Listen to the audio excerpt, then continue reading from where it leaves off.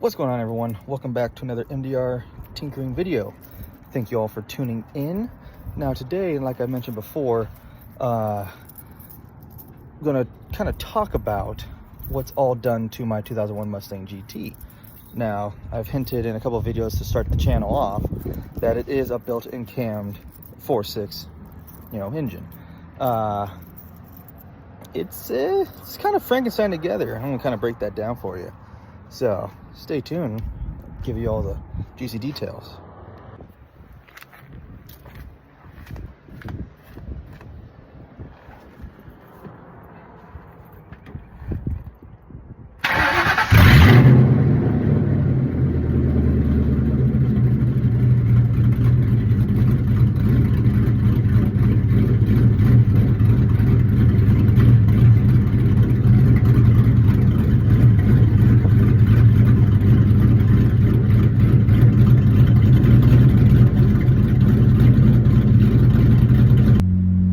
Alright, everyone, so what you're looking at, and I apologize for the dirty engine bay. I've washed it before in the past. I just don't like pressure washing it because of all the wires, and I think I noticed on my wire harness I had like this stuff kind of coming off, and I had like a couple exposed wires at the 10 tube. But basically what you're looking at here is your normal 351 Windsor 4.6 liter engine. Well, that's not the case with this one. This one's got a little bit more goodies done to it, and more I want to do down the road, but we'll get into that another time. So basically what I have done to this car, as you can see by the title thumbnail of this video, is what's all done to my car. So basically what's going on here is I have a blueprint pour and polish block. I have a race balance crank rod piston setup with 20 thou over, which bored out's about a 5.0 almost.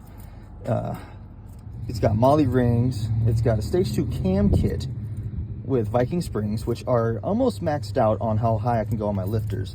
So these are normally like a these are 600 lift, what I have in here for my valve train, and I have them almost maxed out at 580 of the 600, but everything is perfectly good and fine. It's well within tolerances. Yeah, so I got a trick flow cam kit, stage 2 through Summit, and that's a really good, simple jump into the cam setup.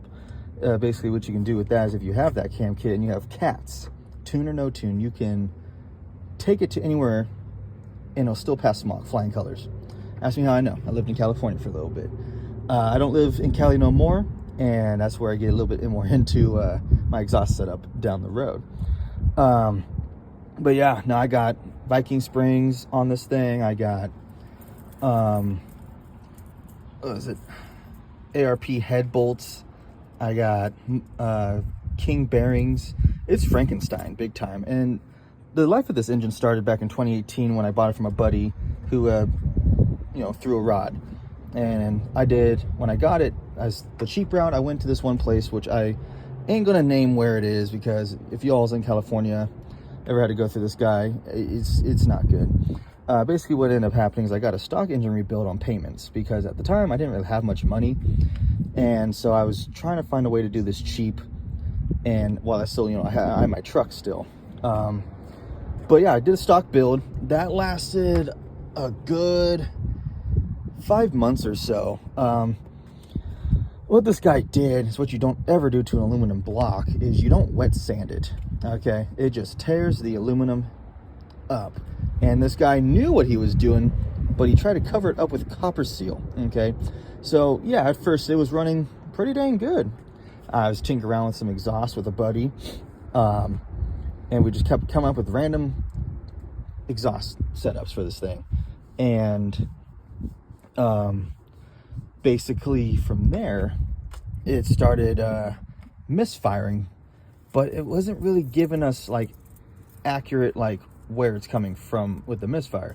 So the right thing to do was obviously do a whole spark plug coil pack tune up, make sure everything was good, nothing was catastrophically wrong with the engine, and nothing really was. So from there, just put it all back together, and over time it would kind of just come randomly that it would start just running weird, and it's got really intermittent. And So from there, we were like really trying to dig in on this thing. We went down to someone that he knew, and he had like this fancy computer, and it can make my car do all types of stuff that, you know, normal OBD2s can't do, obviously. It was like, oh, run the RPM up to this and then drop and then do, it's like, it was doing some weird tests. Really cool to watch, really cool. And then we couldn't find anything at all. And we're like, dude, this thing is not running good, but everything is sound. It made no sense. So eventually over time it started like getting really bad. And then one day it like completely like was like damn near limp. Like I could go in second gear, 25 miles an hour, floor it, and it just freaking sputter, putt, fucking, it was hurt. And I was like, what happened to this thing? And we just couldn't figure it out. We kept trying to dig into it, taking stuff apart, replacing seals and stuff. And it's just like, what's happening here? And like I said in the beginning of this video, the dude wet sanded my heads, and we found this out because it started leaking out the back. One or both my heads. It's been so long since this happened. But we were crawling under the car, and then I noticed there was coolant dripping off the exhaust. And I'm like, well, that don't seem right. That shouldn't be there. Why is that there? So we're going up with lights and all types of stuff, trying to get the right angles, because under these cars, if you guys don't know, if you're creeping on the ground instead of having it on a lift, it's really hard to see. But eventually we figured it out. It was coming from the back of one or both of those heads. And we're like, oh, hell no. So then we took the engine completely out, tore it down, took the heads off, and it was like, yep, nope, he copper sealed it. And so then we were in a pickle, like, okay, we want to get this guy out here, get my money back, or if he refuses to do that because he clearly screwed up and covered his tracks, or did it on purpose because that's what he's been doing for however many years, right? We call him up, calm down here, say, we got the engine now, you want to come take a look here? So now we had him on our, you know, turf. And we said, look, dude, what you did to these heads to make this thing work is wrong. That's not how you do that. And you should know better. Well, I've built engines for 30 years. I was like, well, you must have been doing them wrong, because if this is what you think is honest, good work, we have a problem. Now, you can either give me all of my money back that I paid you, or we're going to take you to court. I really don't want to go to court. I'm really trying to be a nice guy here. You know, you built me an engine, that's cool, but now you built me a lemon. So now you got to pay the piper. Either going to pay or going to go to court. He's like, oh, I don't really have that much money, because this dude seemed to have like habits and whatnot that I'm not going to get too much into with this guy. But eventually he kind of gave me about half my money back. I said, you know what, screw it, dude. You keep giving me payments, whatever. Got half my money back and looked at my buddy, and we're like, what are we going to do now? He's like, well, since we have it out and taken apart, why don't we go with a cam setup, stage 2 at least, so you can pass smog. So we did our research, found out all this stuff. And this dude, before we had a falling out, this guy was an amazing mechanic. That's all he did. He's self-taught all that fun stuff since he was young. And so we did. We came together with this glorious plan to do blueprint form polish, stage 2 cam kit. And we tried doing a budget build, theoretically. And that budget build, you know, was getting miscellaneous parts. That's why it's kind of like the Frankenstein block. It's literally one of a kind. I'll get into more how it is in a minute. But, oh my goodness. So we did this, and it was glorious. Like, we had the stock heads completely ported deeper, combustion chamber, all swirled down, so you eliminate some of that, like, I don't know how you say it. We took away what would limit some little bit of horsepower. We did whatever we could to safely build this thing up to be way better than stock. So everything was ported, bored, everything, race balance, all of it, and then drove that for a little while. And for those of you that have a 99 through 04 Mustang GT 4.6, they are notorious, if you have the stock heads, blowing spark plugs right out the hole. And I'll have to find some photos at some point, put them up on a post saying whatever about them, but they go out. And the thing about the stock heads on these things is they only have technically 4 threads, but the way the angle of the pitch is, you kind of only use 3, and you might grab the bottom thread, and they just go out. It's just, they're not good, they're not deep, and you'll throw them eventually, no matter how much maintenance you do. They're going to strip and they're going to start firing. I found out usually at higher speeds, all of a sudden I hear thunk, and it shoots up and obliterates the coil packs. It just obliterates them. And oh my goodness, it's a horrible misfire. It's just air is escaping out of the hole, obviously, very, very rapidly. It's interesting. And when it blows it, yeah. Oh man, don't freak out. Future reference, do not freak out. Just pull over, shut off, see what happened, get it home however you can safely. And I've blown a couple. I've helicoiled, which is, a thread insert to fill what is missing.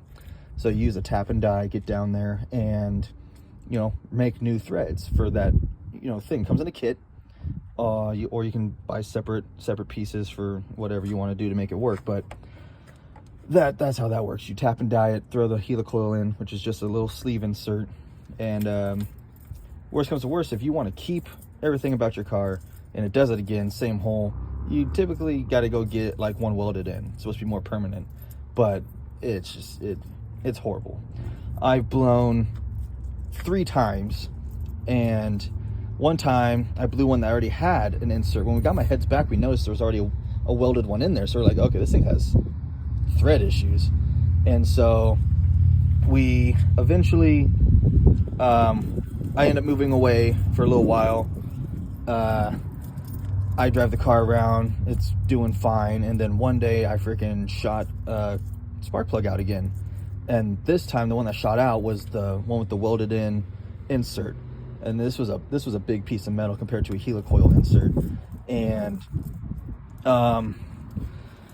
what ended up happening was I tried fixing it, red Loctite, cleaned it out, tried rethreading it a little bit more to get it back in there, and it didn't work out. So what I ended up doing from there was it made it work for a little bit, and I took it for a test drive.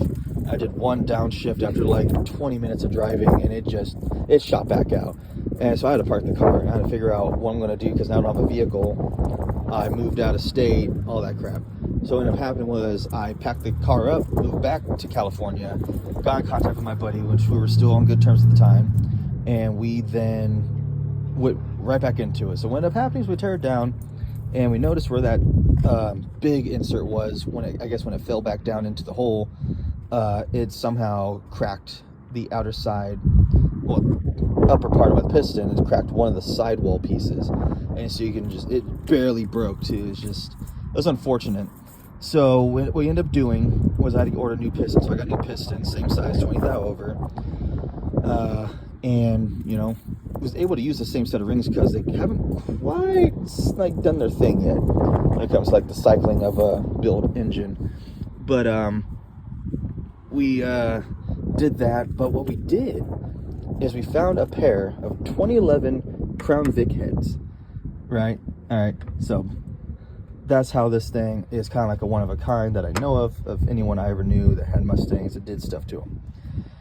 So found a pair for like $800. Did the same thing essentially. Got them kind of ported a little bit. Didn't really go as heavy as the first setup. So it's, a little bit more fuel efficient, kind of. Freeway speeds, this thing gets really good fuel mileage. I'm sure y'all are shaking your heads like, no way. It really does. My best trip was like 24 something miles to the gallon going from Washington back to Cali. And that amazed me because I have, a 5-speed manual in this car. And it's a Tremec of all things too, so it's glorious. But yeah, so get that all done, and I've been rocking this setup forever, maintaining it, doing my things, fluids, and it's got me places. It's get me places. But so with that in mind, I have this complete Frankenstein of a setup, and it's glorious. And it's paired up, to a TR 3650 or Tremec 3650 5-speed manual transmission, and it goes to the stock gears. It's still got stock gears.